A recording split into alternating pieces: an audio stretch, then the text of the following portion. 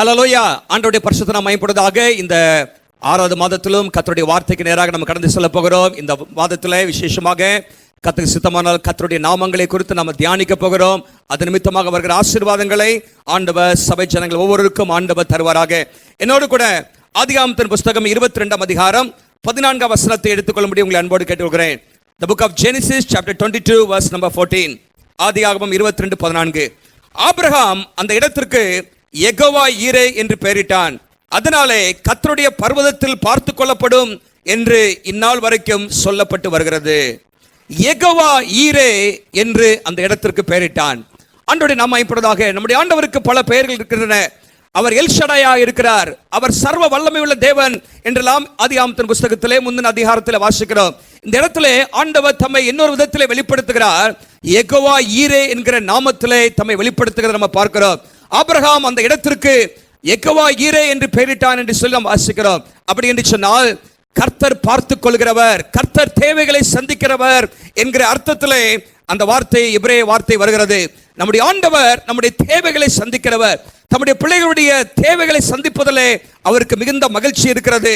தேவனுடைய பிள்ளைகளை வேதம் முழுவதும் நீங்கள் பார்க்கும் பொழுது ஆண்டவர் தேவ ஜனங்களுடைய தேவைகள் எல்லாம் அற்புதமாக சந்திக்கிறதை நம்ம பார்க்கிறோம். விசேஷமாக இந்த நாளிலும் கூட இந்த வேத பகுதியிலிருந்து சில சத்தியங்களை நாம் கற்றுக்கொள்ள போகிறோம். ஆதியாகமத்தின் புஸ்தகம் 22ஆம் அதிகாரம் முதல் 14 வசனத்தில் இருந்து அநேக காரியங்களை இன்றைக்கு ஆண்டவர் நம்மோடு பேச விரும்புகிறார். நம்முடைய இதயத்தை திறந்து கொடுக்கும் பொழுது நிச்சயமாகவே இந்த வசனங்கள் மூலமாக கர்த்தர் நம்மோடு இடைப்படுவார். நம்முடைய ஆண்டவர் தேவைகளை சந்திக்கிற ஆண்டவர். நம்முடைய ஆண்டவர் நம்முடைய வாழ்க்கையில் அற்புதங்களை செய்கிற தேவனாக அவர் இருக்கிறார் என்று சொல்லி நம்ம பார்க்கிறோம். இந்த பகுதியை நாம் தியானிக்க போகிறோம். வாசிப்போம். ஆதியாகமத்தின் புஸ்தகம் 22ஆம் அதிகாரம் முதல் வசனத்திலே வேதம் இப்படியாக சொல்கிறது. இந்த காரியங்கள் நடந்த பின்பு தேவன் ஆபிரகாமை சோதித்தார் என்று சொல்லப்படுகிறது. God tested Abraham என்று நாம் வேதத்தில் வாசிக்கிறோம். சோதித்தார் என்று சொல்லப்படுகிறது. தமிழ் வேதாகமத்திலே சோதனை என்கிற வார்த்தை தான் 2 ஆங்கில வார்த்தைக்கு சமமாக மொழிபெயர்த்திருக்கிறார்கள். ட்ரையல்ஸ் இல்லாவிட்டால் டெம்டேஷன்ஸ். இந்த 2 காரியத்துக்குமே சோதனை என்று அவர்கள் மொழிபெயர்த்திருக்கிறார்கள். அதாவது டெஸ்ட் என்கிற ஆங்கில வார்த்தைக்கும் டெம்டேஷன் என்கிற வார்த்தைக்கும் சோதனை என்று தான் தமிழில் மொழிபெயர்க்கப்பட்டிருக்கிறது. டெஸ்ட் இந்த இடத்துல நீங்கள் வாசிக்கும் பொழுது ஆண்டவர் ஆபிரகாமை டெஸ்ட் பண்ணுகிறார், சோதிக்கிறார் என்று சொல்லி பார்க்கிறோம். இன்னொரு வார்த்தையில சொல்ல போனால் ஆண்டவர் ஆபிரகாமுக்கு ஒரு பரீட்சை வைக்கிறார் என்று நம்ம சொல்ல முடியும். பிசாசு நம்மை சோதிக்கிறார், ஆனால் ஆண்டவர் நமக்கு பரீட்சைகளை வைக்கிறார் என்று நம்ம பார்க்கிறோம். ஒரு தேவ மனிதன் எப்படியாக சொல்கிறார், God tests us to bring the best out of us. நமக்குள்ளாக இருக்கிற சிறந்தவைகளை வெளிக்கொண்டு வரும்படியாக, நம்முடைய விசுவாசத்தை இன்னும் அதிகமாக பலப்படுத்தும்படியாக ஆண்டவர் நமக்கு அவ்வப்போது பரீட்சைகளை வைக்கிறார். ஆனால் பிசாசு நமக்குள்ளாக இருக்கிற தீமைகளை வெளிக்கொண்டு வரும்படியாக, Satan tempts us to bring the worst out of us. நமக்குள்ளாக இருக்கிற பாவ காரியங்களை வெளிக்கொண்டு வரும்படியாக, பாவம் செய்வதற்கு தூண்டும்படியாக பிசாசு நம்மை சோதிக்கிறான் என்று சொல்லி நாம் வேதத்தில் நாம் வாசிக்க முடியும். ஆனால் ஆண்டவர் பரீட்சைகளை வைக்கிறார். நாம் விசுவாச வாழ்க்கையில வளர வேண்டும் என்று சொன்னால், ஆண்டவருடைய நிறைவான ஆசீர்வாதங்களை பெற்றுக்கொள்ள வேண்டும் என்று சொன்னால் பரீட்சைகள் அவசியமாயிருக்கிறது. விசுவாச பள்ளியிலே ஆண்டவர் அவ்வப்போது நம்மை சோதிக்கிறார், பரீட்சைகளை வைக்கிறார் என்று இந்த வேத பகுதிகள் மூலமாக, விசேஷமாக ஆபிரகாமுடைய வாழ்க்கை மூலமாக நாம் பார்க்க முடியும். இந்த பரீட்சைகளை நாம் வெற்றி பெறும் பொழுதுதான் விசுவாசத்திலே வல்லவர்களாக ஆபிரகாமை போல மாற முடியும். ஆபிரகாமுடைய வாழ்க்கையிலே தேவன் வைத்த சில பரீட்சைகளை குறித்து நீங்கள் வாசிக்க முடியும். ஆபிரகாமுடைய வாழ்க்கையை குறித்து ஆதியாகமத்தின் புஸ்தகம் 12ஆம் அதிகாரத்திலிருந்து நாம் வாசிக்கிறோம். விசேஷமாக 12ஆம் அதிகாரத்தில் வாசிக்கும் பொழுது முதலாவது அவனுக்கு ஒரு பரீட்சை வருகிறது. It was a family test.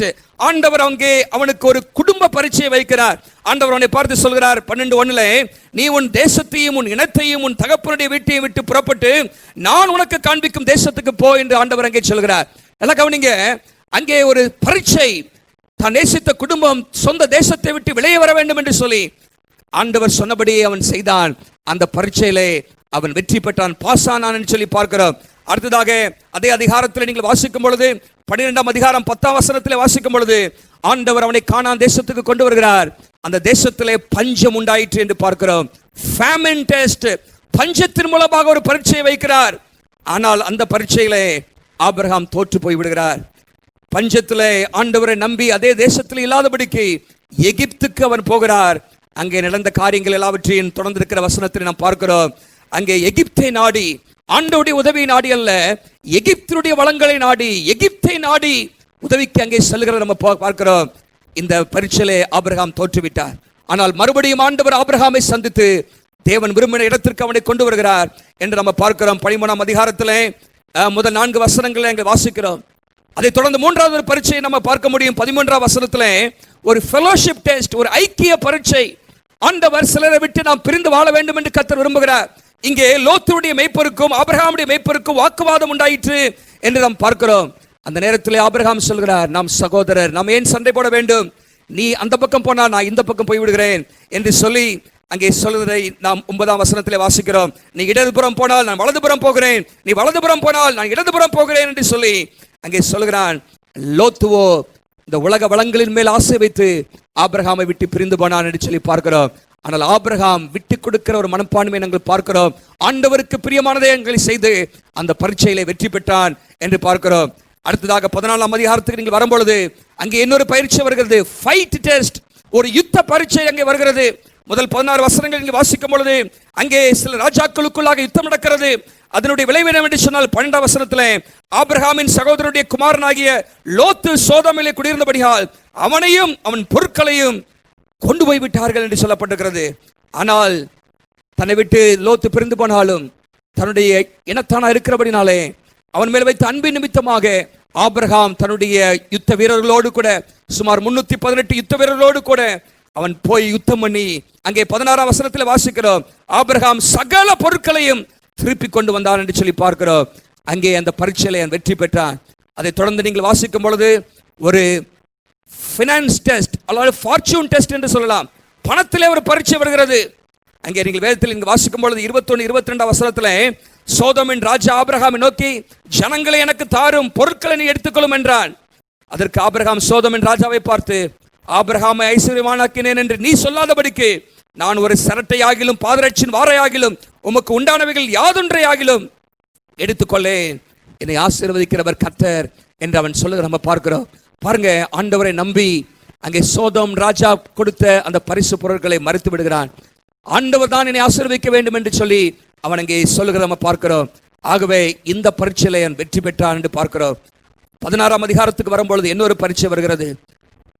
அங்கே என்னவென்று சொன்னால் 3ஆம் வசனத்திலும் 4ஆம் வசனத்திலும் நீங்கள் வாசிக்கும் பொழுது அங்கே ஒரு ஃபாதர்ஹுட் டெஸ்ட், தகப்பன் ஆவதிலே ஒரு பரீட்சை. ஆண்டவர் சொன்னார், உன்னை ஜாதிகளுக்கு தகப்பனாக்குவேன் என்று சொன்னார்.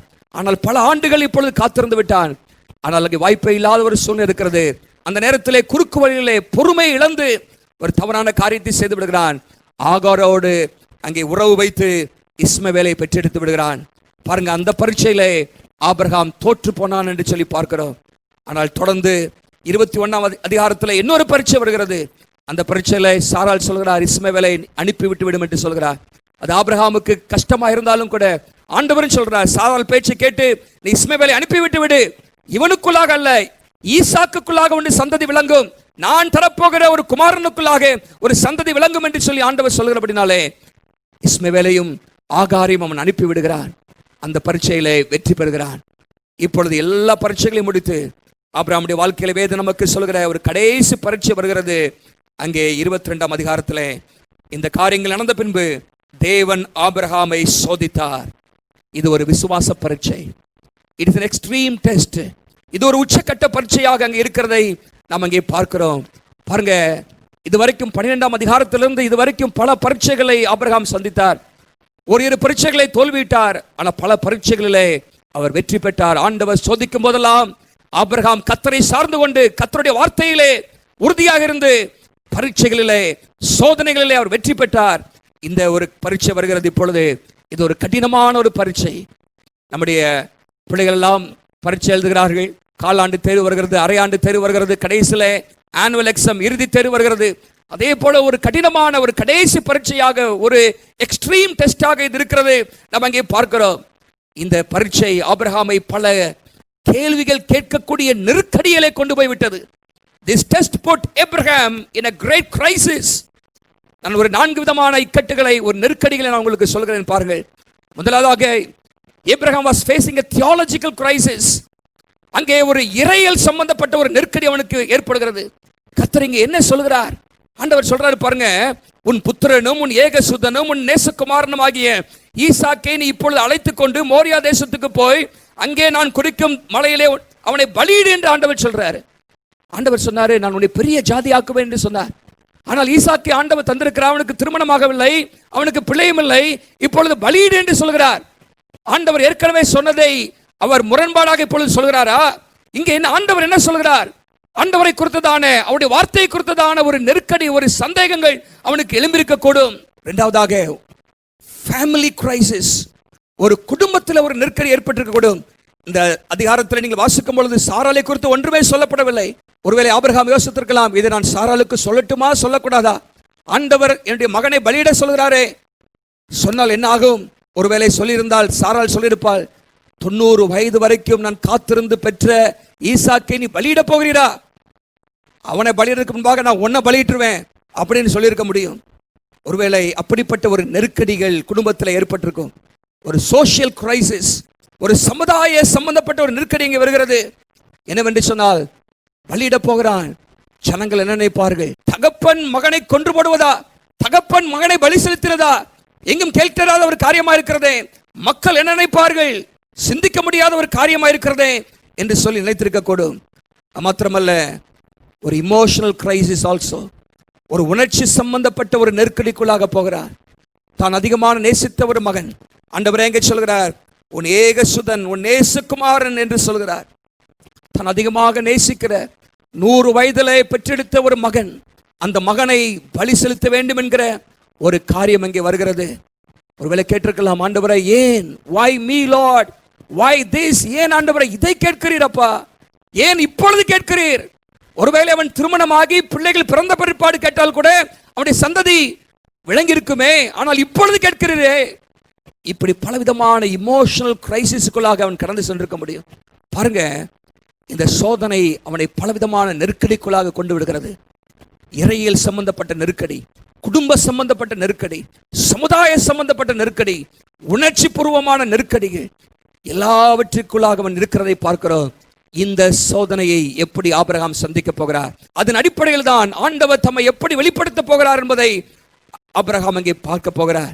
நல்லா கவனிங்க, நம்முடைய வாழ்க்கையிலும் கூட ஆசீர்வாதமா ஆசீர்வதிக்கிறவரா என்கிற அந்த 2 காரியத்தில் எதை தெரிந்து கொள்ள போகிறீர்கள் என்று சொல்லும்போது நம்ம எதை தெரிந்து கொள்ள போகிறோம்?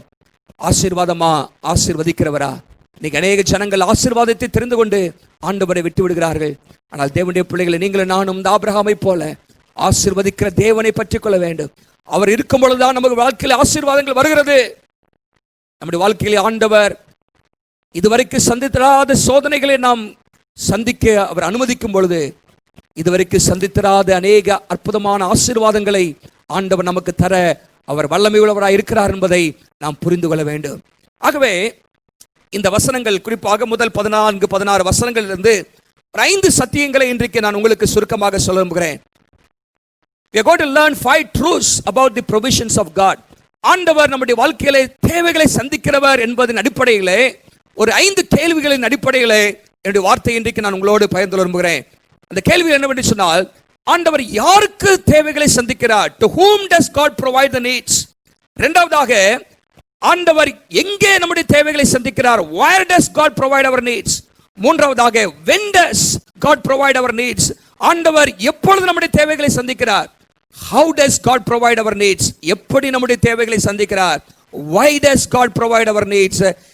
ஏன், எதற்காக நம்முடைய தேவைகளை ஆண்டவர் சந்திக்கிறார் என்கிற காரியங்களை சுருக்கமாக இந்த வேத பகுதியில் நம்ம பார்க்க போகிறோம். முதலாவதாக, யாருக்கு ஆண்டவர் தேவைகளை சந்திக்கிறார்? யாருக்கு ஆண்டவர் தம்மை யெகோவா ஈரே என்று வெளிப்படுத்துகிறார்? யாருடைய வாழ்க்கையில் ஆண்டவர் யெகோவா ஈரையாக இருக்க விரும்புகிறார் என்று சொல்லி நம்ம பார்க்கும் பொழுது 2 காரியங்களை நாம் இங்கே இந்த வசனங்களில் பார்க்க முடியும். முதலாவதாக, ஆண்டவரை நம்புகிறவர்களுக்கு, those who trust in God, ஆண்டவரை நம்புகிறவர்களுக்கு அவர் யெகோவா ஈரையாக வெளிப்பட விரும்புகிறார். தேவ ஜனமே, நாம் போய்கொண்டிருக்கிற நெருக்கடியின் பாதைகள் நமக்கு தெரியும். ஆபிரகாமுடைய வாழ்க்கையிலே பலவிதமான நெருக்கடிக்குள்ளாக அவன் சென்றான். இன்னைக்கு நீங்களும் நானும் நெருக்கடிக்குள்ளாக செல்கிறது உண்மைதான். ஆனால் கர்த்தரை நாம் எவ்வளவு விசுவாசிக்கிறோம், அவர் மேல நம்முடைய நம்பிக்கை எவ்வளவாக இருக்கிறது என்பதை ஆண்டவர் பார்க்க விரும்புகிறார். ஆபிரகாமுடைய வாழ்க்கையை பாருங்க, இதிலெல்லாம் அவனுக்கு நம்பிக்கை இருந்தது. முதலாவது, ஆண்டவருடைய வாக்குத்தத்தத்தின் மேல அவனுக்கு ஒரு நம்பிக்கை இருந்தது. 21ஆம் அதிகாரம் 12ஆம் வசனத்தில் ஆண்டவர் சொன்னார், ஈசாக்கிடத்திலே உன்னுடைய சந்ததி விளங்கும், என்று ஆண்டவர் எங்கே சொல்கிறார்? இந்த ஈசாக்கு மூலமாக உன்னுடைய சந்ததி விளங்கும் என்று ஆண்டவர் சொல்லியிருக்கிறார். ஆகவே இப்பொழுது ஆண்டவர் பலி செலுத்த சொல்கிறார். ஆனாலும் ஈசாக்குக்குள்ளாக நிச்சயமாகவே ஆண்டவர் அந்த வாக்குத்தத்தத்தை நிறைவேற்றுவார் என்பதில் அவன் விசுவாசம் வைத்திருந்தான். இந்த வாக்குத்தத்தத்திலே அது மாத்திரமல்ல, கர்த்தர் தேவைகளை சந்திக்கிறவர் என்பதிலும் ஆபிரகாமுக்கு நம்பிக்கை இருந்தது. 22ஆம் அதிகாரம் 7ஆம் 8ஆம் வசனத்தை நீங்க வாசித்து பாருங்க. அங்கே ஆபிரகாமும் ஈசாக்கும் அங்கே புறப்பட்டு போய் கொண்டிருக்கிறார்கள். அப்பொழுது ஈசாக்கு தன் தகப்பனாக ஆபிரகாமை நோக்கி கேட்கிறார். என் தகப்பனே என்றான். அதற்கு ஆபிரகாம், என் மகனே இதோ இருக்கிறேன் என்றான். அப்பொழுது அவன், இதோ நெருப்பும் கட்டையும் இருக்கிறது, தகன பலிக்கு ஆட்டுக்குட்டி எங்கே என்றான். அதற்கு ஆபிரகாம், என் மகனே, தேவன் தமக்கு தகன பலிக்கான ஆட்டுக்குட்டியை பார்த்து கொள்வார் என்றான் என்று பார்க்கிறோம். God will provide a lamb for the sacrifice. ஆண்டவர் பார்த்து கொள்வார், ஆண்டவர் சந்திப்பார். பாருங்க, அவனுக்குள்ள ஒரு நம்பிக்கை. ஆண்டவர் பலி செலுத்த சொல்லி இருக்கிறார். போகிறார்கள். அங்கே ஈசாக்கு கேட்ட பொழுது ஆபிரகாம் சொல்கிறார், கர்த்தர் பார்த்து கொள்வார், கர்த்தர் தேவைகளை சந்திப்பார் என்று அவன் சொல்கிற நம்ம பார்க்கிறோம். God himself will provide the lamb அப்படின்னு சொல்றத பார்க்கிறோம். பாருங்க, ஆண்டவர் தேவைகளை சந்திக்கிறவர் என்பதிலே ஆபிரகாமுக்கு ஒரு நம்பிக்கை இருந்தது. அது மாத்திரமல்ல, ஆண்டவருடைய வல்லமையின் மேலும் அவனுக்கு நம்பிக்கை இருந்தது. 22:5 நீங்கள் வாசிக்கும் பொழுது அங்கே வாசிக்கிறோம். அப்பொழுது ஆபிரகாம் தன் வேலைக்காரன் நோக்கி, நீங்கள் கழுதையை நிறுத்தி இங்கே காத்திருங்கள், நானும் பிள்ளையாண்டாலும் அவ்விடமிட்டு போய் தொழுது கொண்டு உங்களிடத்தில் திரும்பி வருவோம் என்று சொல்கிறான். We will come back என்று சொல்கிறான். அல்ல கவனிங்க, போகிறோம், பலி செலுத்த போகிறார். ஆண்டவர் ஈசாக்கை பலி செலுத்த சொல்லியிருக்கிறார். ஆனா வேலைக்காரனை பார்த்து சொல்கிறார், நாங்கள் திரும்பி வருவோம். ஆபிரகாமாக நானும் வருவேன், ஈசாக்கும் வருவான் என்று சொல்றதை பார்க்கிறோம். அப்படி என்றால் என்ன? ஆண்டவருடைய வல்லமை. ஒருவேளை நான் பலி செலுத்தினாலும், என் மகன் மரித்து போனாலும், ஆண்டவர் அவனை திரும்பமாக எனக்கு உயிர்ப்பித்து தருவார் என்கிற அந்த நம்பிக்கை அவனுக்குள்ளாக இருந்தது. ஆகவேதான் எபிரேயர் 11ஆம் அதிகாரம் 19ஆம் வசனத்தில் இங்கு வாசிக்கும் பொழுது, மரித்த அவனை திரும்பமாக உயிரோடு பெற்றுக்கொண்டான் என்று சொல்லி வேதத்திலே நாம் வாசிக்கிறோம். நல்ல கவனிங்க, மரித்த ஒரு மனிதனை உயிர்ப்பிக்க முடியுமா? அது குறித்ததான ஒரு சம்பவம் இதுக்கு முன்பாக நடந்ததே கிடையாது. மரித்தவர்கள் உயிரோடு எழும்பின ஒரு சம்பவத்தை நாம் பார்க்கவே முடியாது. ஆனாலும் ஆண்டவர் அப்படிப்பட்ட காரியத்தை செய்ய வல்லவர் என்பதை ஆபிரகாம் விசுவாசித்தார். ஏனென்றால் தன்னுடைய சொந்த சரீரமே ஒரு செத்துப்போன நிலைமையில் இருந்தது. சாராளுடைய சரீரம் செத்துப்போன நிலைமையில் இருந்தது. ஆண்டவர் அந்த சரீரத்தை உயிர்ப்பித்து இந்த ஈசாக்கை கொடுத்தாரே, அதே போல ஈசாக்கு மரித்து போனாலும் அவனுக்குள்ளாக தான் அந்த சந்ததி விளங்க வேண்டும். அவன் மூலமாக தான் ஒரு பெரிய ஜாதியாக கர்த்தர் ஆபிரகாமை மாற்ற வேண்டும் சொல்லியிருக்கிறார். ஆகவே நிச்சயமாகவே தம்முடைய வல்லமை அதில் விளங்க பண்ணுவார் என்று சொல்லி ஆபிரகாம் தேவனுடைய வல்லமையின் மேலே விசுவாசம் வைத்தார். அப்படிப்பட்ட நம்பிக்கை நம்முடைய வாழ்க்கையில் இருக்கும் என்று சொன்னால் கர்த்தர் நிச்சயமாகவே யெகோவா ஈரேயாக நம்முடைய வாழ்க்கையில் வெளிப்படுவார். ஆபிரகாமுக்கு தேவன் மேல் நம்பிக்கை மாத்திரமல்ல, அவனுடைய வாழ்க்கையில பார்க்கிற இன்னொரு குணாதிசயம் என்னவென்று சொன்னால் கீழ்ப்படிதலை பார்க்கிறோம். பாருங்க, இந்த ட்ரஸ்ட் அண்ட் ஒபீடியன்ஸ், இந்த ரெண்டு காரியமும், நம்பிக்கையும் கீழ்ப்படிதலும் எப்பொழுதுமே சேர்ந்து போகிறது. கீழ்ப்படிதலை நம்ம பார்க்கிறோம். நீங்கள் நானும் கர்த்தருடைய வசனத்துக்கு நாம் கீழ்ப்படிவோம் என்று சொன்னால், கர்த்தர் நமக்கு கொடுத்த கட்டளைகளுக்கு நாம் கீழ்ப்படிவோம் என்று சொன்னால், நிச்சயமாகவே கர்த்தர் நம்முடைய தேவைகளை ஆண்டவர் சந்திக்க வல்லமை உள்ளவராய் இருக்கிறார். எப்படி ஆபிரகாம் கீழ்ப்படிந்தார்? நீங்கள் வாசிக்கும் பொழுது 22ஆம் அதிகாரம் முதல் 2 வசனங்களிலே ஆண்டவர் உன்னுடைய மகனை எடுத்துக்கொண்டு போய் நான் காண்பிக்கிற இடத்திலே போய் பலி செலுத்து என்று சொல்கிறார். 3ஆம் வசனத்திலே ஒரு கேள்வியும் அவனுக்கு கேட்கவில்லை. வேதம் எங்கே சொல்கிறது? ஆபிரகாம் அதிகாலையில் எழுந்து கழுதையின் மேலே சேனங்கட்டி தன் வேலைக்கால் 2 பேரையும் தன் குமாரன் ஈசாக்கையும் கூட்டிக் கொண்டு தகன பலிக்கு கட்டளைகளையும் பிளந்து கொண்டு தேவன் தனக்கு குறித்த இடத்திற்கு புறப்பட்டு போனான். நல்ல கவனிங்க, பாருங்க, ஆண்டவர் சொல்கிறார் முந்தின நாளிலே, அடுத்த நாள் காலையிலே எந்த ஒரு கேள்வியும் கேட்காதபடிக்கு immediate obedience. It was not a delayed obedience, it was an implicit obedience. உடனடியாக கீழ்ப்படிய நம்ம பார்க்கிறோம். அடுத்த நாள் காலையிலே முதல் வேலை என்ன சொன்னால் ஆண்டவருடைய வார்த்தைக்கு கீழ்ப்படிந்து அவன் புறப்பட்டு போனான் என்று சொல்லி பார்க்கிறோம். தேவனுடைய பிள்ளைகளை, ஆண்டவர் நம்மிடத்திலும் கூட அப்படிப்பட்ட உடனடியான கீழ்ப்படிதலை கர்த்தர் எதிர்பார்க்கிறார். delayed obedience is disobedience. தாமதமாக கீழ்ப்படிதல் அது கீழ்ப்படியாமைக்கு சமமாக இருக்கிறது. இந்த இடத்துல நீங்கள் பார்க்கும் பொழுது கிட்டத்தட்ட 3 நாள் பயணம் போறாங்க. 3 நாள் பயணம். வேத வல்லுநர்கள் சொல்கிறார்கள் சுமார் 50 மைல் இல்லாவிட்டால் 80 கிலோமீட்டர் அவர்கள் பயணம் செய்கிறார்கள். 3 நாள் பயணம். பாருங்க, எந்த ஒரு கேள்வியும் கேட்காதபடிக்கு உடனடியாக புறப்பட்டு போகிறதை நீங்கள் பார்க்க முடியும். அந்த 3 நாள் பயணத்தில் எத்தனையோ கேள்விகள் ஆபிரகாமுடைய மனதில் எழுந்திருக்கக்கூடும். ஆனாலும் ஆண்டவருடைய வார்த்தைக்கு கீழ்ப்படிந்து புறப்பட்டு போகிறார். இம்மீடியட் ஒபீடியன்ஸ் மாத்திரம் அல்ல, உடனடியான கீழ்ப்படிதல் மாத்திரமல்ல, அங்கே இன்னொரு காரியத்தை நீங்கள் பார்க்கிறோம். 10ஆம் வசனத்துல 22:10 கம்ப்ளீட் ஒபீடியன்ஸ், முழுமையான ஒரு கீழ்ப்படிதல் நம்ம பார்க்கிறோம். ஒரு பார்ஷியலான ஒபீடியன்ஸ் அல்ல, பகுதியான ஒரு கீழ்ப்படிதல் அல்ல, முழுமையான கீழ்ப்படிதல். என்ன பாருங்க அங்க, பின்பு ஆபிரகாம் தன் குமாரனை வெட்டும்படிக்கு தன் கையை நீட்டி கத்தியை எடுத்தான். வெட்டுவதற்கான் அங்கே போய்விட்டான். ஆண்டவருடைய வார்த்தைக்கு முழுமையாக கீழ்ப்படிதற்கான் போய்விட்டான். அங்கே இருந்து ஆண்டவரோடு விவாதம் பண்ணி கொண்டிருக்கவில்லை. இல்லாவிட்டால் பாதி கீழ்ப்படிந்து பாதி கீழ்ப்படியாமல் போகவில்லை. It was not a partial obedience. Partial obedience is also disobedience. பாதி கீழ்ப்படுகிறதும் கீழ்ப்படியாமைக்கு தான் சமம். சவுலை பார்த்து ஆண்டவர் சொன்னார், அமலேக்கியரை முற்றிலுமாக நீ முறியடிக்க வேண்டும், சங்கரிக்க வேண்டும் என்று சொன்னார். ஆனால் பாதி கீழ்ப்படிந்தான், பாதி கீழ்ப்படியவில்லை. அதையும் ஆண்டவர் கீழ்ப்படியாமைக்கு சமமாக தான் சொல்லுகிறார். தேவனுடைய பிள்ளைகளே, இன்னைக்கு அநேக கிறிஸ்தவர்கள் கீழ்ப்படுகிறார்கள், ஆனால் முழுமையான கீழ்ப்படிதல் இல்லை. There is no complete obedience, total obedience. இன்னைக்கு ஆண்டவர் நம்மிடத்தில் எதிர்பார்க்கிறது அப்படிப்பட்ட ஒரு கீழ்ப்படிதல் எதிர்பார்க்கிறார். வசனத்துக்கு பாதி கீழ்ப்படிந்து பாதி கீழ்ப்படியாமல் இருப்பதல்ல. இன்னைக்கு ஆண்டவருடைய கேட்ப, ஆண்டவரே உம்முடைய வார்த்தைக்கு நான் முழுமையாக கீழ்ப்படிய இந்த ஆபிரகாமுக்கு இருந்த அந்த கீழ்ப்படிதல் நாவி எனக்கு தாங்க. வேதம் சொல்லுகிறது, பலியை பார்க்கிலும் கீழ்ப்படிதலே உத்தமம் என்று சொல்லப்பட்டிருக்கிறது. இன்னைக்கு உங்களுடைய வாழ்க்கையில கீழ்ப்படிதலுக்கு எவ்வளவு முக்கியத்துவம் கொடுக்கிறீர்கள்? ஆண்டவருடைய வார்த்தைக்கு கீழ்ப்படுகிறவர் தான் அவர்கள் புத்தி உள்ள மனுஷர்களாக ஆண்டவர் பார்க்கிறார். கண்மலையின் மேல் தன் வீட்டை கட்டின புத்தி உள்ள மனுஷனுக்கு அவர்களை ஆண்டவர் ஒப்பாக சொல்லுகிறதை நாம் வேதத்திலே வாசிக்கிறோம். உங்களுடைய வாழ்க்கையில இன்றைக்கு கீழ்ப்படிதல் எப்படி இருக்கிறது? ஆபிரகாமை போல உடனடியான கீழ்ப்படிதல், முழுமையான கீழ்ப்படிதலை கர்த்தர் நம்மிடத்தில் எதிர்பார்க்கிறார். அப்படி நீங்கள் கீழ்ப்படியும் பொழுது உங்களுடைய வாழ்க்கையில கர்த்தர் யெகோவா ஈரையாக நிச்சயமாக வெளிப்படுவார் என்பதிலே சந்தேகமில்லை. அப்போ முதலாவதாக, to whom does God provide the needs என்று சொன்னால், கீழ்ப்படுகிறவர்களுக்கும் கர்த்தரை நம்பி வாழ்கிறவர்களுக்கும். இந்த ஆபிரகாமுடைய வாழ்க்கையிலே அதை நம்ம பார்க்கிறோம். இரண்டாவதாக, ஆண்டவர் எங்கே நம்முடைய தேவைகளை சந்திக்கிறார்? where does God provide our needs? ஆண்டவர் நாம் எப்படிப்பட்ட இடத்துல இருக்கும்போது நம்முடைய தேவைகளை சந்திக்கிறார் என்று சொன்னால், இங்கே கீழ்ப்படிந்து ஆபிரகாம் ஒரு இடத்திற்கு போகிறான். ஆண்டவர் சொன்ன இடத்திலே நாம் இருக்கும் பொழுது ஆண்டவர் நம்முடைய தேவைகளை சந்திக்கிறார். நீங்க இஷ்டம் போல வாழ்ந்துவிட்டு, நீங்க விருப்பம் போல செய்துவிட்டு ஆண்டவருடைய தேவைகளை சந்திக்க வேண்டும் என்று சொன்னால் ஆண்டவர் சந்திக்க முடியாது. இந்த இடத்துல நீங்க பார்க்கிறோம், God provides our needs in the place of his assignment, in the place he wants us to be. நாம் எங்கே இருக்க வேண்டும் என்று கர்த்தர் விரும்புகிறாரோ அந்த இடத்துல நாம் இருக்கும் பொழுது, அவருடைய சித்தத்தின் மையத்தில் நாம் இருக்கும் பொழுது ஆண்டவர் நம்முடைய தேவைகளை சந்திப்பார். 2ஆம் வசனத்தில் ஆண்டவர் அங்கே சொல்கிறார், அங்கே நான் உனக்கு குறிக்கும் மலைகள் ஒன்றின் மேல் அவனை தகன பலியாக பலியிடு என்று சொல்கிறார். நான் குறிக்கும் மலைகள் ஒன்றின் மேலே, நீ விரும்புகிற இடத்துல அல்ல, நீ இஷ்டப்படுற இடத்துல அல்ல, நான் ஒரு இடத்தை குறித்து வைத்திருக்கிறேன்.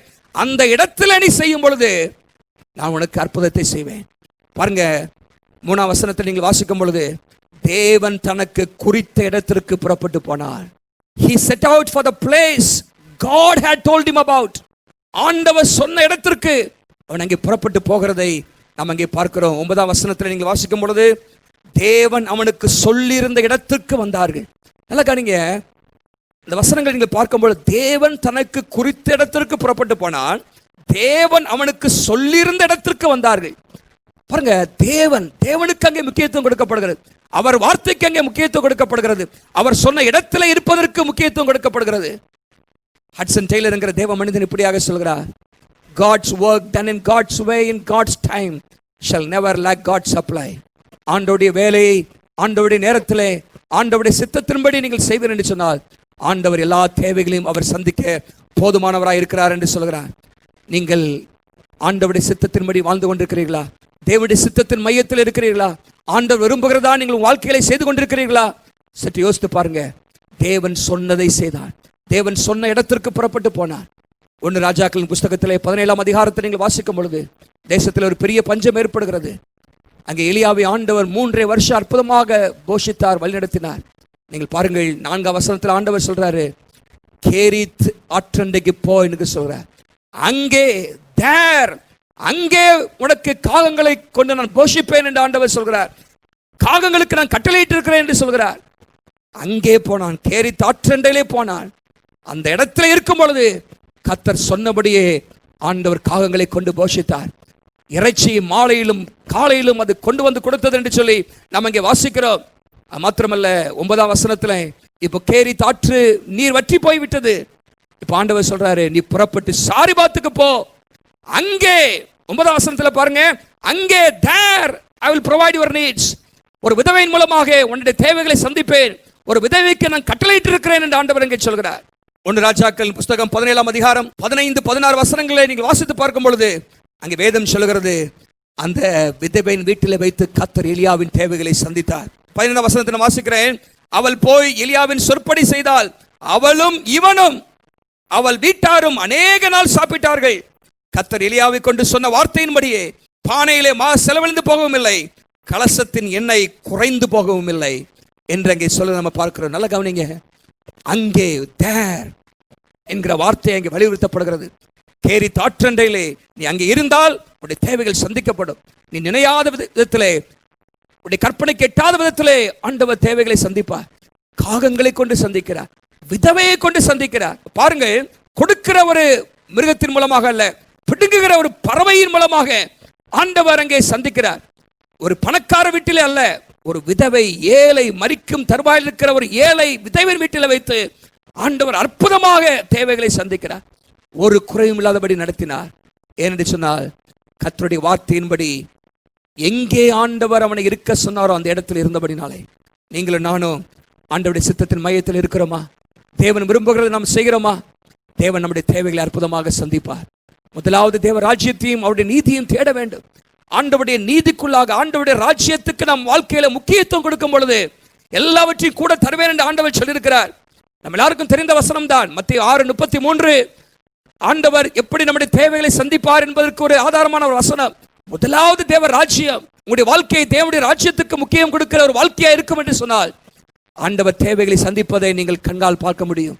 தேவனுடைய பிள்ளைகளே, ஆண்டவரிடத்தில் திரும்பி வாருங்கள். தேவன் விரும்புகிற இடத்துக்கு திரும்பி வாருங்கள்.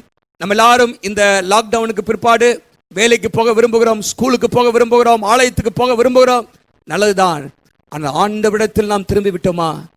ஆண்டவரிடத்தில் நம்முடைய வாழ்க்கையை முற்றிலுமாக அர்ப்பணித்து விட்டோமா? தேவ சித்தம் செய்வதற்கு நம்மை முற்றிலுமாக 100% அர்ப்பணித்து விட்டோமா என்பதை நீங்கள் சற்று யோசித்து பார்க்க வேண்டும். Where does God provide our needs?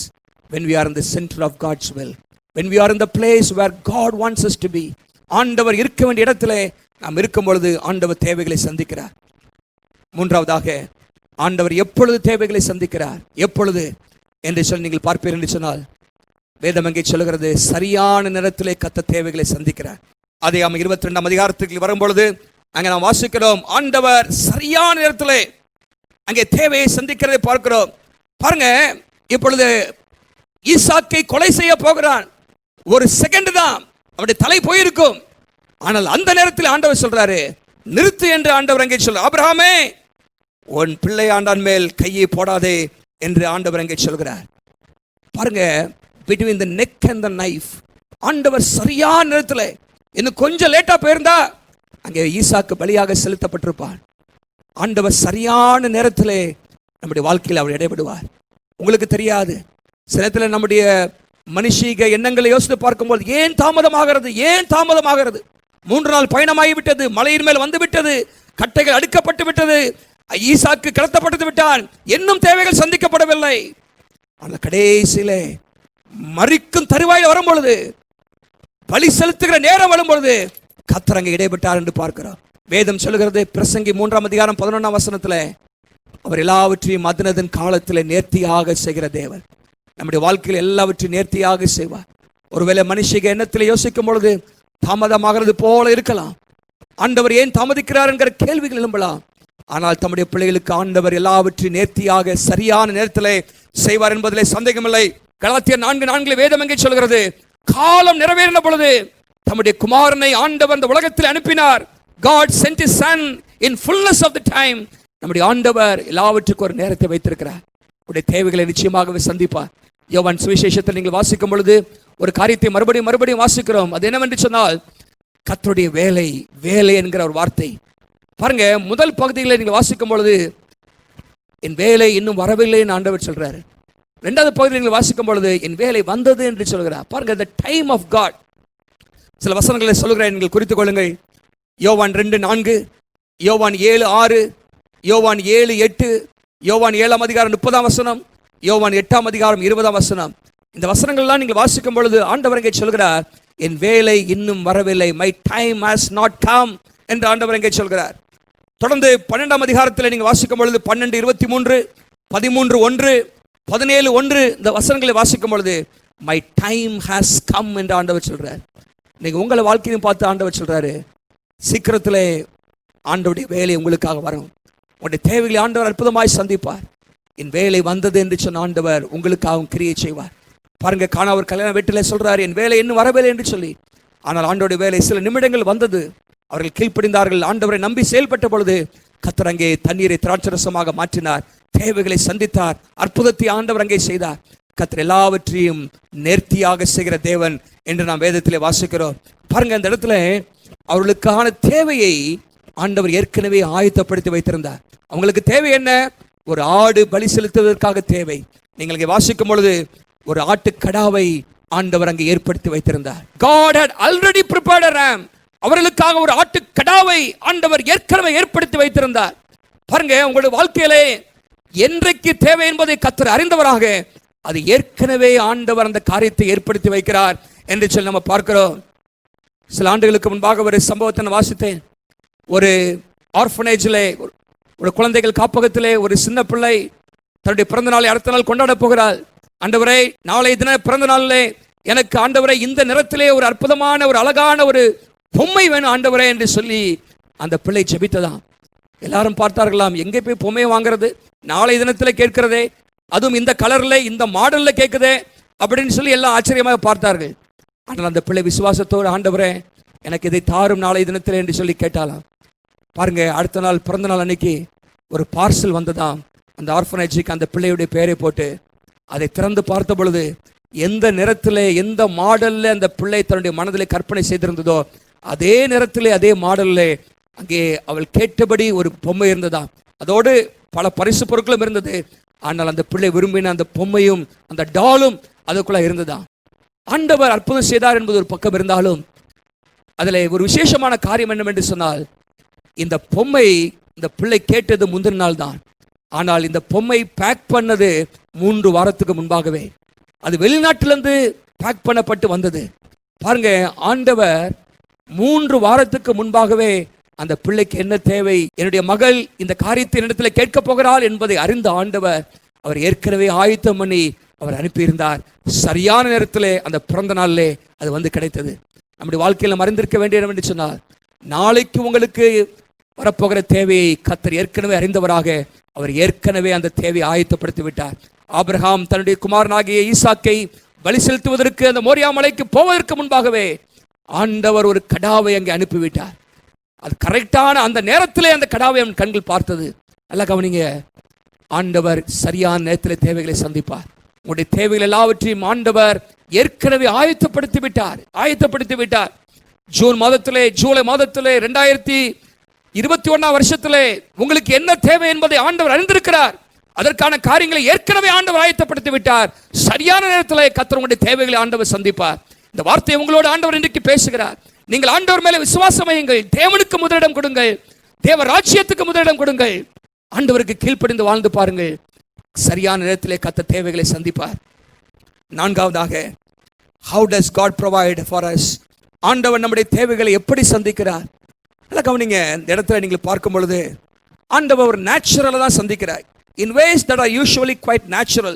இந்த இடத்துல ஏதோ பலி செலுத்துவதற்கான கடாவை ஆண்டவர் பரலோகத்திலிருந்து போட்டுள்ள. அப்படியே பாருங்க, கண் பார்க்க தூரத்தில், அது மாத்திரமல்ல கைக்கு எட்டின தூரத்தில் ஆபிரகாம் அந்த கடாவை பார்க்கிறார்.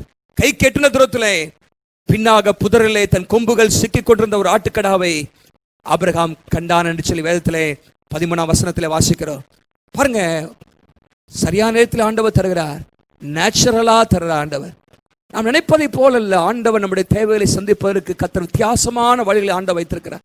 காகங்களை கொண்டு போஷிக்கிறார், விதவைகளை கொண்டு போஷிக்கிறார். நாம் நினைப்பதை காட்டிலும் வேண்டிக் கொள்வதை காட்டிலும் அதிகமான விதத்தில் ஆண்டவர் நம்மை அற்புதமாக நம்மை போஷித்து நடத்த அவர் வல்லமை உள்ள தேவனாக இருக்கிறார் என்று சொல்லி பார்க்கிறோம். அது மாத்திரமல்ல, நீங்கள் இங்கே பார்க்கும் பொழுது அவனுக்கு தேவை ஒரு ஆட்டுக்குட்டி, ஒரு ஆடுதான் தேவை. அவனுக்கு ஒரு ஆட்டு கூட்டம் தேவையில்லை. அதனாலே ஒரு ஆட்டை கர்த்தர் ஏற்படுத்தி வைத்திருந்தார். உங்களுடைய வாழ்க்கையில் என்ன தேவை என்று கர்த்தர் அறிந்திருக்கிறார். அதை ஆண்டவர் சரியாக ஆண்டவர் செய்வார். He did not need a flock, whole flock of sheep.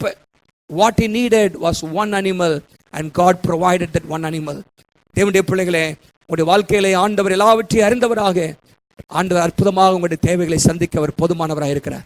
உங்களுடைய தேவைகளை அறிந்த ஆண்டவர் நிச்சயமாகவே தேவைகளை சந்திப்பார். அது மாத்திரமல்ல, நல்லா கவனிங்க, இந்த இடத்துல நீங்கள் வாசிக்கும் பொழுது, not only in the manner quite natural, in the manner we give also. நாம் எப்படி கொடுக்கிறோம் என்கிற விதத்திலே கர்த்தர் நம்மை ஆசீர்வதிக்கிறார். பாருங்கள், ஆபிரகாமை ஆண்டவர் பெரிய சந்ததியாக மாற்ற வேண்டும் என்பது ஆண்டவருடைய திட்டம். ஜாதிகளுக்கு அவனை தகப்பனாக மாற்ற வேண்டும் என்பது திட்டம். அதற்கு அவனுக்கு தேவை ஈசாக்கு. பலி செலுத்துவதற்கு ஆடு உண்மைதான், ஆனால் தேவனுடைய வாக்குத்தத்தம் நிறைவேறுவதற்கு ஆபிரகாமுக்கு தேவை ஈசாக்கு. நல்லா கவனிங்க, அந்த ஈசாக்கை ஆபிரகாம் கொடுத்தபடினாலே அந்த ஈசாக்கை மறுபடியும் பெற்றுக்கொண்டார். நீங்கள் எதை கொடுக்கிறீர்களோ அதை நீங்கள் பெற்றுக்கொள்ள முடியும். பல மடங்கு மேலாக அதை பெற்றுக்கொள்ள முடியும். ஆகவேதான் வேதத்தில் நாம் வாசிக்கிறோம், கொடுங்கள் அப்பொழுது உங்களுக்கு கொடுக்கப்படும், அமுக்கி குலுக்கி சரிந்து விழும்படி உங்கள் மடியிலே போடுவார்கள் என்று சொல்லப்பட்டிருக்கிறது. நீங்கள் கொடுக்கும் பொழுது ஆண்டவர் உங்களை ஆசீர்வதிக்கிறார். நல்லா கவனிங்க, அநேக நேரத்தில் மக்கள் இன்றைக்கு கொடுப்பதில்லை. நாம் கொடுக்கும் பொழுது, தேவராஜ்யத்தில் விதைக்கும் பொழுது, மற்றவர்களுக்கு இறங்கும் பொழுது கர்த்தர் நம்முடைய தேவைகளை சந்திக்கிற தேவனாக இருக்கிறார் என்று சொல்லி நம்ம பார்க்கிறோம். 5 அப்பம் 2 மீனை அந்த சிறு பையன் கொடுத்தான். ஆகவே அநேகர் போஷிக்கப்பட்டார்கள் என்று சொல்லி பார்க்கிறோம். அந்த விதவை, சாரிபாத் விதவை தனக்குள்ளா இருக்கிற அந்த கொஞ்சத்தை கொடுத்தால், முதல் அடையை கொண்டு வரும் பொழுது கொடுத்தால், வேதம் சொல்கிறது சாக போக இருந்தவள் பஞ்ச முடி வரைக்கும் ஒரு குறையும் இல்லாதபடிக்கு போஷிக்கப்பட்டாள் என்று சொல்லி நம்ம பார்க்கிறோம். ஆண்டவர் ஆபிரகாமுக்கு ஈசாக்கை மாத்திரமல்ல, ஈசாக்கோடு சேர்த்து பல ஆசீர்வாதங்களை வாரி கொடுக்கிறார். நல்லா கவனிங்க, 15-16 வசனங்களை நீங்கள் வாசிக்கும் பொழுது ஆண்டவர் அங்கே சொல்கிறார், கர்த்தருடைய தூதனானவர் 2ஆம் தரம் வானத்திலிருந்து ஆபிரகாமை கூப்பிட்டு, நீ உன் புத்திரன் என்றும் உன் ஏக சுதன் என்று பாராமல் அவனை ஒப்புக் கொடுத்து இந்த காரியத்தை செய்தபடியால் நான் உன்னை ஆசீர்வதிக்கவே ஆசீர்வதித்து உன் சந்ததியை வானத்து நட்சத்திரங்களைப் போல கடற்கரை மணலை போல பெருகவே பெருக பண்ணுவேன் என்று சொல்வது மாத்திரமல்ல, உன் சந்ததியார் தங்கள் சத்துருக்களின் வாசல்களை சுதந்திரித்துக் கொள்வார்கள் என்றும் ஆண்டவர் இங்கே வாக்குப்படுகிறார். பாருங்க, ஈசாக்கை கொடுத்தான். ஈசாக்கோடு பல ஆசீர்வாதங்களை, வானத்து நட்சத்திரங்களுக்கு ஏதுவான ஆசீர்வாதங்களை அவன் பெற்றுக்கொண்டான் என்று பார்க்கிறோம். We always reap more than we sow. நாம் விதைப்பதை காட்டிலும் எப்பொழுதும் அதிகமாக தான் அறுவடை செய்வோம் என்பதை நாம் அறிந்திருக்க வேண்டும். இதுவும் ஆண்டவர் தேவைகளை சந்திப்பதிலே ஒரு பிரின்சிபிளாக இருக்கிறது. நல்லா கவனிங்க, நாம் கொடுக்கும்போது கர்த்தர் நம்மை ஆசீர்வதிக்கிறார். பல மடங்கு அதிகமாகவே நம்மை ஆசீர்வதிப்பதற்கு அவர் வல்லமையுள்ள தேவனாக இருக்கிறார். ஆண்டவர் நமக்கு தந்த ஒரு மேலான ஆசீர்வாதம் என்னவென்று சொன்னால், பொருளாதார ஆசீர்வாதங்கள் இல்லை, அதெல்லாம் ஆண்டவர் தருகிறார். அந்த மேலான ஆசீர்வாதம் என்னவென்று சொன்னால் ரட்சிப்பு என்கிற ஆசீர்வாதம், இயேசு என்கிற ஒரு ஆசீர்வாதத்தை கர்த்தர் நமக்கு தருகிறார். இந்த இடத்துல நீங்கள் வாசிக்கும் பொழுது ஆபிரகாம் இயேசுவுடைய சிலுவை மரணத்தை தன்னுடைய தரிசன கண்களினால் பார்த்தார் என்று சொல்லி நாம பார்க்க முடியும். நீங்கள் வேதத்தில் வாசிக்கும் பொழுது 4ஆம் வசனத்திலே, 3ஆம் நாள் ஆபிரகாம் தன் கண்களை ஏறெடுத்து பார்த்து தூரத்திலே அந்த இடத்தை கண்டான் என்று நாம பார்க்கிறோம். ஆண்டவராகிய இயேசு கிறிஸ்து யோவான் 8ஆம் அதிகாரம் 56ஆம் வசனத்தில் சொல்லும் பொழுது, ஆபிரகாம் என்னுடைய நாளை காண வாஞ்சியாயிருந்து அவன் கண்டு கழிவுறுந்தான் என்று ஆண்டவர் இங்கே சொல்கிறார். பாருங்க, தூரத்தில் இந்த இடத்தை கண்டான். ஒருவேளை லிட்டரலா நம்ம பார்க்கும் பொழுது தூரத்திலே இந்த மோரியா மலையை கண்டான் என்று சொல்லலாம். ஆனால் அதே சமயத்திலே தூரத்திலே சில ஆண்டுகளுக்கு பிற்பாடு அதே மலை, இந்த மோரியா மலை தான் கல்வாரி மலையும் கூட. அதே இடத்துல தான் ஆண்டவராக இயேசு கிறிஸ்து சிலுவை நமக்காக மரித்த இடம். நல்லா கவனிங்க, சிலுவையில் நமக்காக ஒரு பெரிய ஆசீர்வாதத்தை நமக்கு தரப்போகிறார் என்பதை ஆபிரகாம் அறிந்தவனாக தன்னுடைய தரிசன கண்களிலே பார்த்தான் என்று சொல்லி நம்ம பார்க்கிறோம். 13ஆம் வசனத்தில் நீங்கள் வாசிக்கும் பொழுது தன் கண்களை ஏறெடுத்து, 4ஆம் வசனத்திலையும் 13ஆம் வசனத்திலையும் தன் கண்களை ஏறெடுத்து என்று சொல்லி பாட்டு போடப்பட்டிருக்கிறது. Abraham looked up and saw. இங்கே என்ன பார்க்கிறான்? ஒரு ஆட்டுக்கடாவை அவன் கண்டான் என்று சொல்லப்பட்டிருக்கிறது. ஆண்டவராய் இயேசு கிறிஸ்து நமக்காக அடிக்கப்பட்ட தேவ ஆட்டுக்குட்டியாக இருக்கிறார். ஆபிரகாம் நமக்காக அடிக்கப்பட்ட அந்த ஆட்டுக்குட்டியாக இயேசு கிறிஸ்துவை பல ஆண்டுகளுக்கு முன்பாகவே தரிசனத்தின் மூலமாக பார்த்தார். நல்லா கவனிங்க, நான் என்ன சொல்ல விரும்புகிறேன்னு சொன்னால், உலகத்திலே பெரிய ஆசீர்வாதம் என்று சொன்னால் நமக்காக இயேசு தருகிற ரட்சிப்பு என்கிற ஆசீர்வாதம். ரட்சிப்பு, we all need this greatest provision, Jesus, the salvation of Jesus. இயேசு தருகிற அந்த ரட்சிப்பு தான் பெரிய ஆசீர்வாதம். பரலோகத்துக்கு போக வேண்டும் என்று சொன்னால் பணம் இல்லாமல் பரலோகத்துக்கு போகலாம், சுகம் இல்லாமல் பரலோகத்துக்கு போகலாம், பெயர் புகழ் அழகு இல்லாமல் பரலோகத்துக்கு போகலாம், நண்பர்கள் இல்லாமல் பரலோகத்துக்கு போகலாம், இன்னும் பல ஆயிரக்கணக்கான காரியங்கள் இல்லாமல் பரலோகத்துக்கு போக முடியும். ஆனால் இயேசு இல்லாமல் யாரும் பரலோகத்துக்கு போக முடியாது. இயேசு தருகிற ரட்சிப்பு பாவ மன்னிப்பு இல்லாதபடிக்கு யாரும் பரலோகத்துக்கு போக முடியாது. அந்த விலையேற பெற்ற பெரிய ஆசீர்வாதமாகிய அந்த ரட்சிப்பு என்னும் ஆசீர்வாதத்தை ஆண்டவர் கல்வாரி மலையிலே நமக்காக அவர் ஆயத்தம் பண்ணி வைத்திருக்கிறார். அதை நீங்கள் இலவசமாக பெற்றுக்கொள்ள முடியும். அந்த இயேசு என்கிற ஆசீர்வாதத்துக்குள்ளாக சமாதானம் இருக்கிறது, சந்தோஷம் இருக்கிறது, நித்திய ஜீவன் இருக்கிறது, சுகம் இருக்கிறது என்பதை மறந்து போய் விடாதீர்கள். ஆண்டவர் உங்களுடைய தேவைகள் எல்லாம் சந்திப்பார் இயேசுவுக்குள்ளாக. How does God provide? ஆண்டவர் நமக்காக எல்லாவற்றையும் இலவசமாக ஆண்டவர் தருகிறார். நேச்சுரலா ஆண்டவர் தராரு. பாருங்க, இந்த வசனங்கள் அதுதான் நம்ம பார்க்க முடியும். பிலிப்பியர் 4:19 வேதம் சொல்கிறது, My God shall supply all your needs. தேவன் உங்களுடைய குறைவுகள் எல்லாவற்றையும் நிறைவாக்குவார் என்று நாம் வேதத்திலே வாசிக்கிறோம். ஆண்டவர் தேவைகளை சந்திப்பார், அற்புதமாக சந்திப்பார். நீங்கள் கொடுக்கும் பொழுது ஆண்டவர் பல மடங்காக உங்களுக்கு தந்து அவர் ஆசீர்வதிக்கிற தேவனாக இருக்கிறார் என்று பார்க்கிறோம். கடைசியாக ஒரு கேள்விக்கு நான் பதில் சொல்லி முடிக்க விரும்புகிறேன். Why does God provide our need? ஏன் ஆண்டவர் நம்முடைய தேவைகளை சந்திக்கிறார்?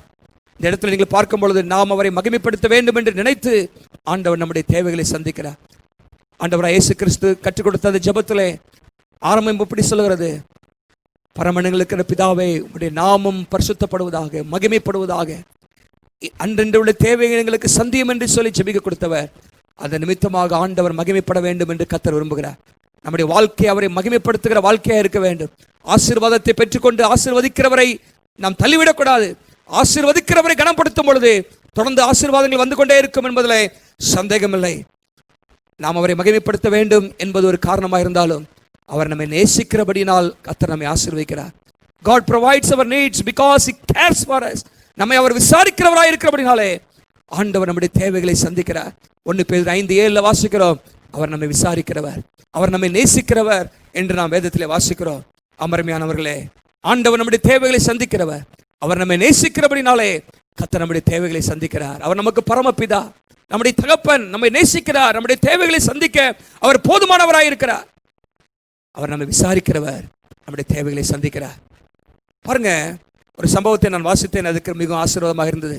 சில ஆண்டுகளுக்கு முன்பாக இங்கிலாந்து தேசத்திலே ஒரு வசதியான ஒரு நபர் ஒரு போதகரை பார்த்து ஒரு 100 பவுண்ட், அந்த காலத்திலே 8000 ரூபாய், அந்த காலத்திலே நீங்கள் சொல்லி பார்த்தால் அது பெரிய மதிப்புள்ளது, அதை கொடுத்து ஒரு ஏழை ஊழியக்காரருக்கு இதை கொடுங்கள் என்று சொல்லி அவர் கொடுத்து விட்டு சென்றாராம். அவர் சொன்னாராம், எல்லாம் மொத்தமாக அப்படி கொடுத்துடாதுங்க, நீங்கள் கொஞ்சம் கொஞ்சமாக அவர் தேவைகளுக்கு கொடுங்க என்று சொல்லி கொடுத்து விட்டு போய்விட்டார். அந்த பாஸ்டர் அந்த ஏழை ஊழியக்காரருக்கு ஒரு கடிதத்தின் மூலமாக அந்த பணத்தை அனுப்பி வைத்தாராம். முதலாவதாக ஒரு 5 பவுண்ட் பணத்தை மாத்திரம் அனுப்பி அதில் ஒரு குறிப்பு எழுதியிருந்தாராம், மோர் டு ஃபாலோ, இன்னும் அதிகம் வருகிறது என்று சொல்லி அவர் அனுப்பி வைத்திருந்தாராம். அந்த கடிதத்தை பார்த்தவர் அதை எடுத்து பயன்படுத்தினார், செலவழித்தார், தேவைகள் சந்திக்கப்பட்டது. சில நாட்களுக்குள்ளாக அடுத்த கடிதம் வந்ததாம், அதிலும் 5 பவுண்ட் இருந்துச்சான், அதிலும் போட்டிருந்துச்சான் மோர் டு ஃபாலோ, இன்னும் அதிகம் வருகிறேன்னு சொல்லி. இப்படி வாரந்தோறும், நாட்கள் தோறும், மாதங்கள் தோறும் வந்து கொண்டே இருந்ததாம். சில நாட்கள் more to follow, more to follow, more to follow என்று சொல்லி. நல்லா கவனிங்க, இன்னைக்கு ஆண்டவர் நம்மை ஆசீர்வதிக்கும் பொழுது ஒரு காரியத்தை சொல்கிறார், இது மாத்திரம் இல்லை மகனே, இது மாத்திரம் இல்லை மகளே, மோர் டு ஃபாலோ, இன்னும் அதிகமாக வருகிறது என்று ஆண்டவர் சொல்கிறார். ஆண்டவர் நம்முடைய பாவங்களை மன்னிக்கிறார்.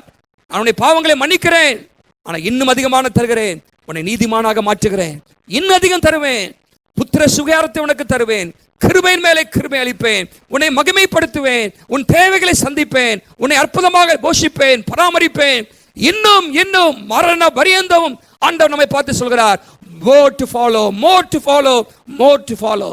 தேவனுடைய பிள்ளைகளை உங்களுடைய வாழ்க்கையில் நீங்கள் நினைவு கொள்ள வேண்டியது என்னவென்று சொன்னால், ஆண்டவரிடத்தில் எல்லா காரியங்களும் தேவையான அளவுக்கு இருக்கிறது. ஆண்டவர் உங்களுடைய தேவைகளை சந்திப்பது அவருக்கு லேசான காரியம். பலமுள்ளவனுக்காகிலும் பலனற்றவனுக்காகிலும் உதவி செய்கிறது கர்த்தருக்கு லேசான காரியம். 40 ஆண்டுகள் இஸ்ரவேல் ஜனங்களை ஆண்டவர் அற்புதமாக நடத்தினார். பாருங்க, 40 ஆண்டுகள் அவர்களுக்கு எவ்வளவு சாப்பாடு தேவை, பல டன்கள் சாப்பாடுகள் அவர்களுக்கு தேவைப்பட்டது. அதை சமைப்பதற்கு விறகுகள் தேவைப்பட்டது, அவர்களுக்கு குடிப்பதற்கு பல கோடி லிட்டர் தண்ணி தேவைப்பட்டது. வனாந்திரமான இடம். ஆண்டவர் அற்புதமாக சந்தித்தார், ஒவ்வொரு நாளும் சந்தித்தார். More to follow, more to follow. 40 ஆண்டுகள் ஆண்டவர் அவர்களை ஒரு குறையும் இல்லாதபடிக்கு அவர்களை போஷித்தார், பராமரித்தார், பாதுகாத்தார், சுகம் தந்தார் என்று சொல்லி வேதத்தில் வாசிக்கிறோம். நீங்களும் நானும் கர்த்தரை சார்ந்திருக்கும் பொழுது நம்முடைய ஆண்டவர் யெகோவா ஈரேயாக நிச்சயமாகவே உங்களுக்கு வெளிப்படுவார். ஆபிரகாமுக்கு ஆண்டவர் தம்மை வெளிப்படுத்தினார். தன்னுடைய வாழ்க்கையிலே ஆபிரகாம் கர்த்தரை சார்ந்திருந்தபடினாலே, அவருக்கு கீழ்ப்படிந்து வாழ்ந்தபடினாலே, யெகோவா ஈரே என்கிற நாமத்தை உடைய கர்த்தரை அவன் புரிந்து கொண்டான். தேவைகளை சந்திக்கிறவர் என்பதை நன்காக அறிந்து கொண்டார் என்று சொல்லி பார்க்கிறோம். ஹட்சன் டெய்லர் என்கிற ஒரு ஊழியக்காரர், சைனாவிலே ஊழியக்காரராக இருந்தார், மிஷனரியாக. அவர் தன்னுடைய அறையிலே டேபிளிலே ஒரு வசன பலகை ஒன்று வைத்திருப்பாராம், பிளேக். அதில் எழுதப்பட்டிருந்தது, எபனேசர் அண்ட் ஜெகவா ஜாயிரே. எபனேசர், யெகோவா ஈரே என்கிற 2 நாமங்கள் எழுதப்பட்டிருந்ததான். அது அவருக்கு வலியுறுத்தி கொண்டிருந்தது. இம்மட்டும் கர்த்தர் நடத்தினார், இனிமேலும் தேவைகளை சந்திப்பார். இம்மட்டும் கர்த்தர் நம்மை நடத்தினார், இனிமேலும் தேவைகளை சந்திப்பார். அந்த முதல் வார்த்தை கர்த்தர் இதுவரைக்கும் இந்த வாழ்க்கையில உண்மையுள்ளவராக இருந்தார். அந்த 2வது நாமம் இனிமேலும் கர்த்தர் தொடர்ந்து என்று தேவைகளை சந்திக்க போதுமானவர் என்பதை அவருக்கு நினைவுபடுத்தக்கூடியதாக இருந்துச்சு. இன்னைக்கு ஆண்டவர் உங்களுக்கு ஆண்டவர் சொல்கிறது, எபனேசர் ஜெகவா ஜாயிரே. இம்மட்டும் ஆண்டவர் அற்புதமாக உங்களை நடத்தினார். யெகோவா ஈரையாக தொடர்ந்து உங்க வாழ்க்கையில ஆண்டவர் அற்புதங்களை செய்வார். உங்க தேவைகளை ஆண்டவர் சந்திப்பார். கர்த்தருக்கு பிரியமுள்ள வாழ்க்கை வாழ உங்களை அர்ப்பணியுங்கள். கர்த்தர் உங்களை ஆசீர்வதிப்பாராக. More to follow. கர்த்தர் உங்களுக்கு அதிகமான ஆசீர்வாதங்களை வைத்திருக்கிறார். அது ஏற்ற சமயத்தில் உங்களை வந்தடையும். உங்கள் தேவைகள் சந்திக்கப்படும். நீங்கள் தேவனுடைய நாமத்தை மகிமைப்படுத்துவீர்கள். ஜெபிக்கலாமா? நம்ம எல்லாரும் கண்களை மூடி ஜெபம் பண்ணுவோம். ஹல்லேலூயா. யெகோவா ஈரே என்று சொல்லி ஆபிரகாம் அந்த இடத்துக்கு பெயரிட்டான். நம்முடைய ஆண்டவருக்கு பெயர் யெகோவா ஈரே. இந்த இக்கட்டான நேரத்திலும் வாழ்க்கையில பல கேள்விகள் நம்முடைய வாழ்க்கையில் இருக்கலாம். ஆபிரகாமுக்கு பல கேள்விகள் இருந்தது. பலவிதமான நெருக்கடிக்குள்ளாக செல்ல வேண்டிய ஒரு சூழ்நிலை ஏற்பட்டது. ஆனாலும் ஆபிரகாம் கர்த்தர் மேலே விசுவாசம் வைத்தார். ஆண்டவருக்கு கீழ்ப்படிந்தார். ஆண்டவருடைய அற்புதமான கரத்தையும் வல்லமையும் அங்கே கண்களால் பார்த்தார். நீங்களும் நானும் பார்க்க முடியும். சில நேரத்தில் கடினமான காரியங்கள் தான் ஆண்டவர் செய்ய சொல்லுகிறது கடினமாக தான் இருக்கும். ஆனால் அதற்கு நம்மை ஒப்புக் கொடுக்கும் பொழுது அதற்காக வருகிற ஆசீர்வாதங்கள் நமக்கு கற்பனைக்கு எட்டாததாக இருக்கும். கற்பனைக்கு எட்டாததாக இருக்கும். ஆண்டவர் ஆபிரகாமின் சந்ததியை வானத்து நட்சத்திரங்களை போல பெருக பண்ணினார். அற்புதமாக ஆபிரகாமை நடத்தினார். ஹல்லேலூயா. உங்களையும் ஆண்டவர் நடத்துவார். இம்மட்டும் நடத்தின எபனேசர் இனிமேலும் உங்களுடைய தேவைகளை சந்திக்கிற யெகோவா ஈரையாக அவர் நிச்சயமாக இருப்பார். உங்களுடைய வாழ்க்கையை முழுமையாக கீழ்ப்படி அர்ப்பணியுங்கள். இயேசுவை இன்னும் அறிய, உங்கள் தேவைகள் சந்திக்கப்பட, எங்களோடு கூட ஜெபிக்க கீழே கொடுக்கப்பட்டுள்ள எண்களில் தொடர்பு கொள்ளுங்கள்.